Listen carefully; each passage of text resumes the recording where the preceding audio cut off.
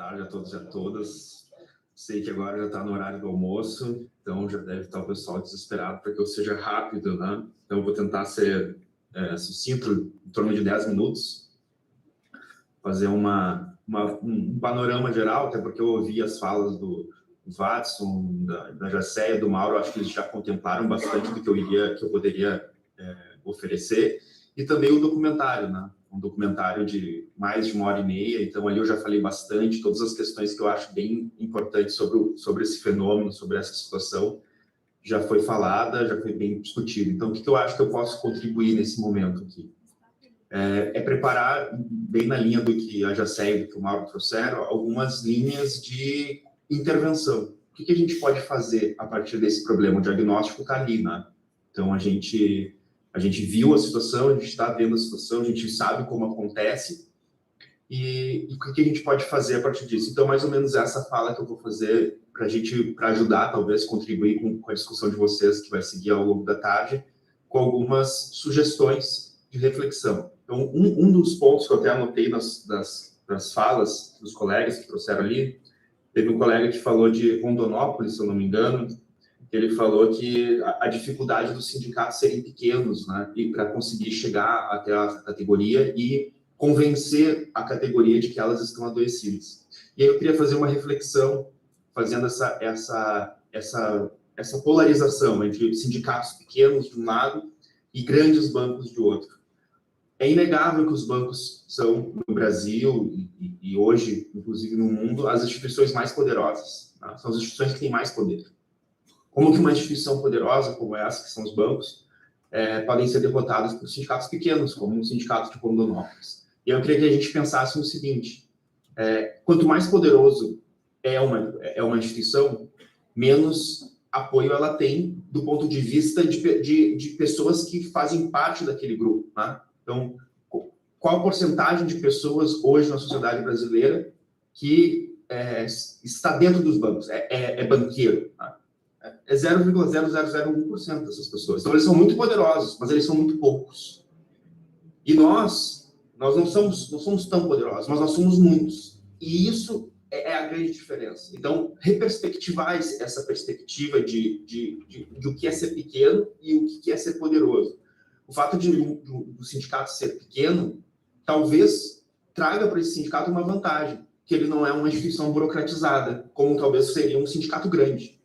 Então, esse sindicato que é pequeno, ele está olhando no olho do bancário. E aí faz justamente aquilo que a Jacéia falou e que o próprio colega falou, a confiança. Ninguém confia num protocolo, ninguém confia num documento, a pessoa confia numa pessoa, olho no olho. E isso faz toda a diferença nesse processo desse enfrentamento de saúde. Eu queria trazer essa questão para nós, para a gente pensar que a gente, desde um ponto de vista, a gente pode se considerar fraco, mas desde um outro ponto de vista, a gente pode se considerar muito poderoso. E é esse outro ponto de vista que eu quero trazer a discussão para nós, a partir dessa perspectiva, inclusive, psicossocial. Ou seja, a gente, às vezes, se considera fraco porque a gente se vê de uma forma isolada. E os sindicatos, hoje, pós-pandemia, eu estou aqui, eu estou presente em Brasília, pessoal. Estou presente em Brasília, estou falando com vocês. Isso era uma realidade que era impensável há 3 anos atrás, esse tipo de relação.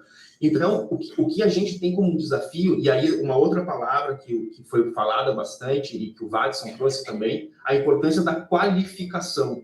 A gente precisa se qualificar enquanto instituições, enquanto profissionais, enquanto sindicalistas, para a gente poder enfrentar os desafios de hoje, do século XXI, da nossa contemporaneidade.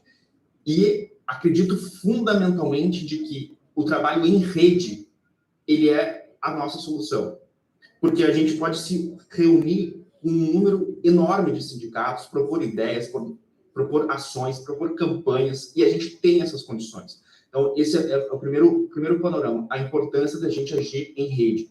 Porque agindo em rede, a gente consegue suprir as nossas fragilidades e complementar as nossas vantagens, a nossa força. E eu acho que é esse o desafio desse momento. A gente está e essa é uma oportunidade que a gente tem. Usar as novas tecnologias, usar os recursos que nós temos à nossa disposição para conseguir estabelecer uma relação permanente, uma vigília permanente E essa vigilância, ela vem de vigília. A gente precisa ter uma vigilância, um trabalho permanente, né? Um trabalho contínuo nessa direção.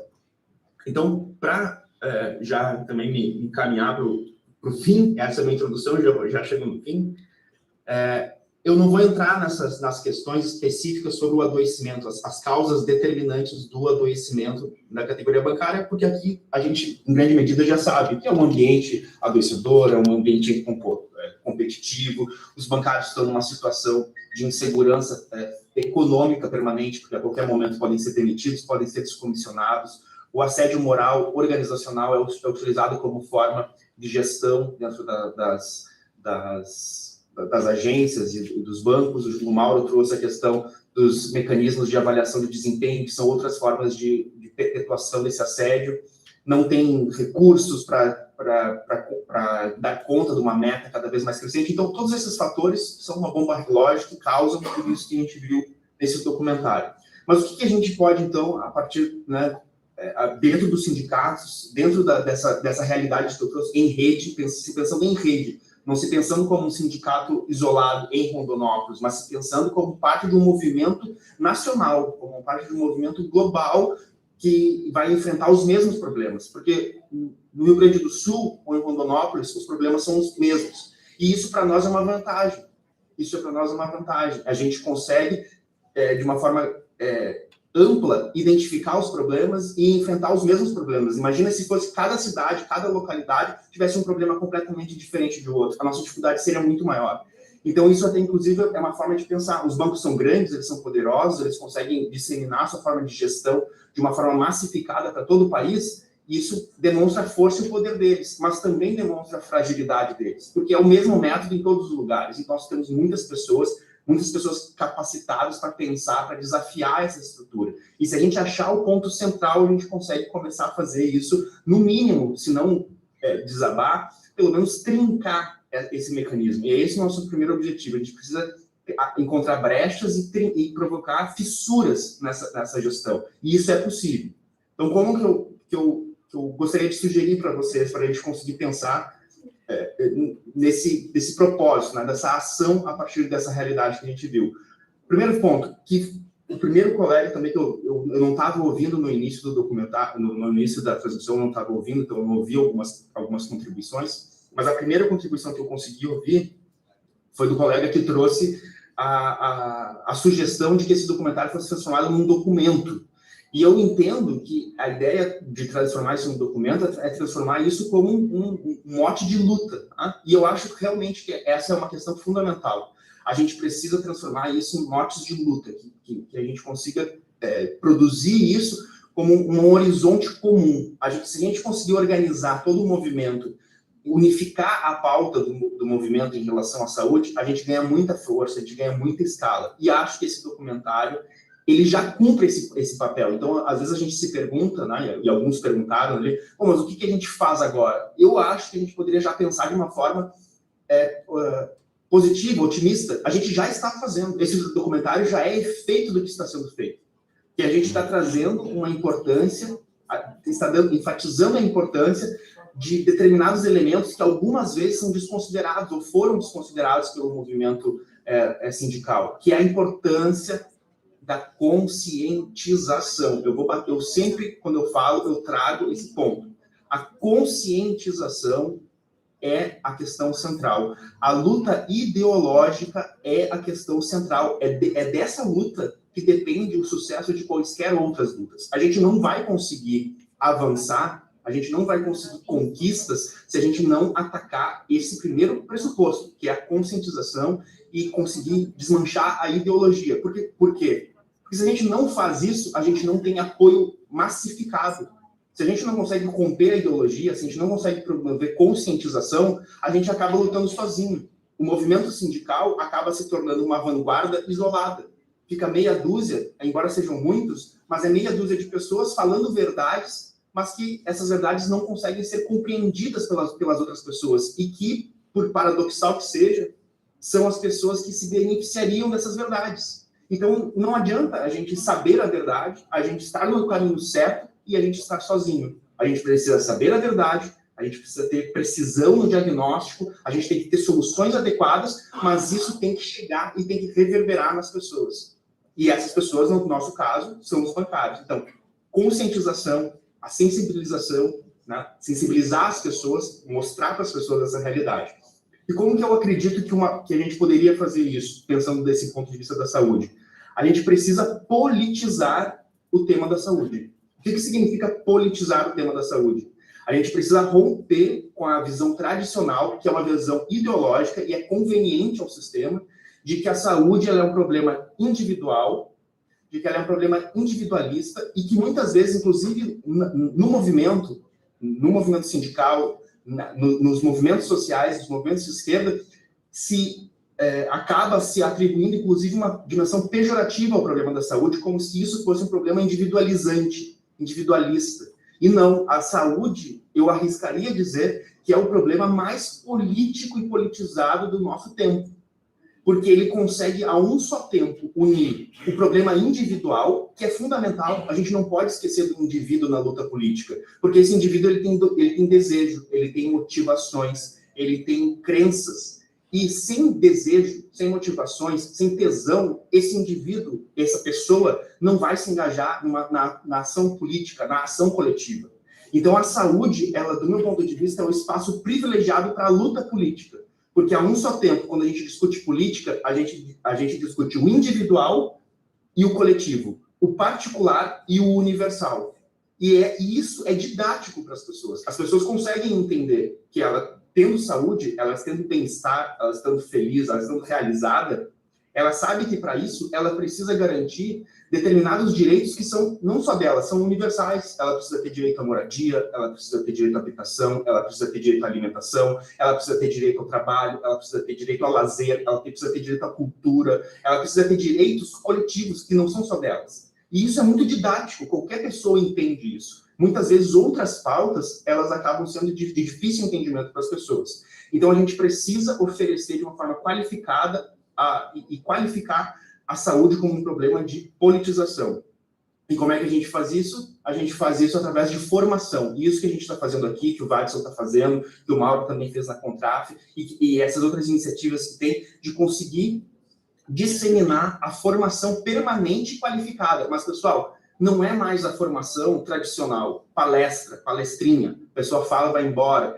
É formação como experiência, é uma formação que seja capaz de engajar as pessoas que estão sendo formadas e que essa formação ela seja transformadora, né? Que a pessoa ela se mobilize, que ela entenda, que ela queira, que ela deseje, a partir daquilo que ela passa a conhecer, que ela passa a entender, que ela queira se engajar nesse movimento. Então, essa é o primeiro foco, né? Então, essa é a parte da conscientização, da formação, da politização da saúde.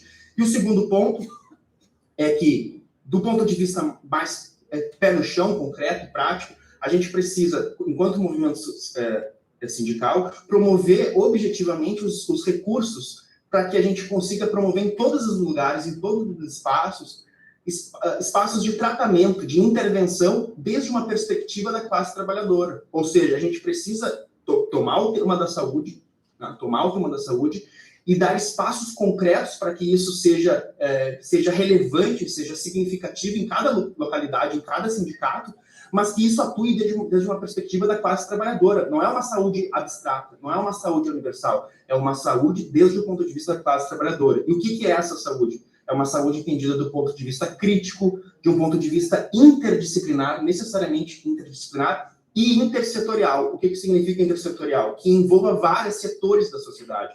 Não só os médicos, psiquiatras, psicólogos, mas que envolva o poder judiciário, envolva os meios de comunicação, envolva assistência social, envolva outros agentes, o sistema de previdência, né? Enfim, a gente tem que pensar a saúde, né? A gente precisa pensar esse desafio envolvendo várias dimensões, a dimensão econômica, a dimensão política, a dimensão jurídica, a dimensão comunicacional, informacional, a dimensão sindical e a dimensão da saúde. Como que isso tudo se articula dentro de um todo unificado? A gente precisa fazer isso. Essa é a perspectiva da classe trabalhadora. E como que a gente pode fazer isso do ponto de vista pragmático? Primeira questão, os sindicatos eles precisam constituir serviços de saúde, né, que promovam tenham como seu foco a promoção de políticas de saúde qualificadas, ou seja, críticas, né, desde o ponto de estabelecer políticas de saúde locais, regionais, estaduais, nacionais, né, que a gente consiga estabelecer diálogos, né, tem espaços físicos, inclusive, destinados a isso, pessoas envolvidas nisso. A gente precisa dar destaque para esse problema, né? Então, a gente precisa ter uns centros de políticas de saúde. A gente precisa ter, a partir desses centros, espaços de atendimento que sejam permanentes à categoria bancária. Um atendimento que ele seja tanto passivo, ou seja, que o bancário que confia ou que esteja precisando possa procurar, mas que também desenvolva estratégias ativas de busca, de encontrar esses bancários, de mostrar para esses bancários, muitas vezes, olha, tu está doente, isso é doente, desnaturalizar as relações de trabalho. Então, isso é muito importante, a gente contar com equipes especializadas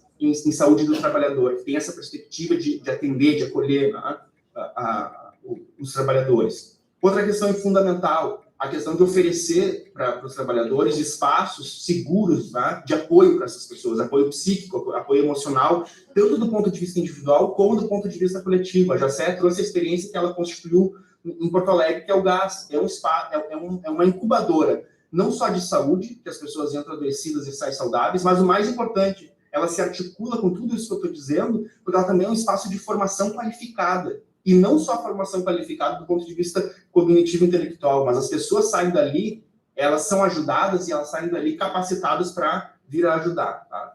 E, por fim, que esses espaços a gente consiga trazer a defesa dos direitos trabalhistas como uma questão de saúde. Então, defender os direitos dos trabalhadores, um ambiente de trabalho seguro é uma questão fundamental. Né? Lutar pelo um ambiente com saúde mental, pela promoção de saúde é uma questão fundamental. Redução da carga de jornada de trabalho, promoção de lazer, as pessoas precisam ter vida privada, as pessoas precisam ter uma vida social, elas precisam ter uma vida que dê sentido para elas, né? E, por fim, a gente precisa investir também nas políticas de retorno ao trabalho, porque muitas vezes os trabalhadores eles passam por esses processos, eles conseguem se recuperar, mas eles voltam para o mesmo local de trabalho sem nenhum tipo de apoio. E aqui é fundamentalmente o papel do sindicato de fazer uma vigilância do local de trabalho, mas garantir que os trabalhadores possam voltar em condições melhores. Enfim, fui rápido, passei bastante do tempo, mas acho que essa é a contribuição que eu queria trazer para vocês. André, foi maravilhoso. A Thalita pediu para você repetir o nome da incubadora. O Grupo de Ação Solidária, que é o coordenado, criado, desenvolvido e mantido pela Jacé Nex. As vantagens do WhatsApp, as perguntas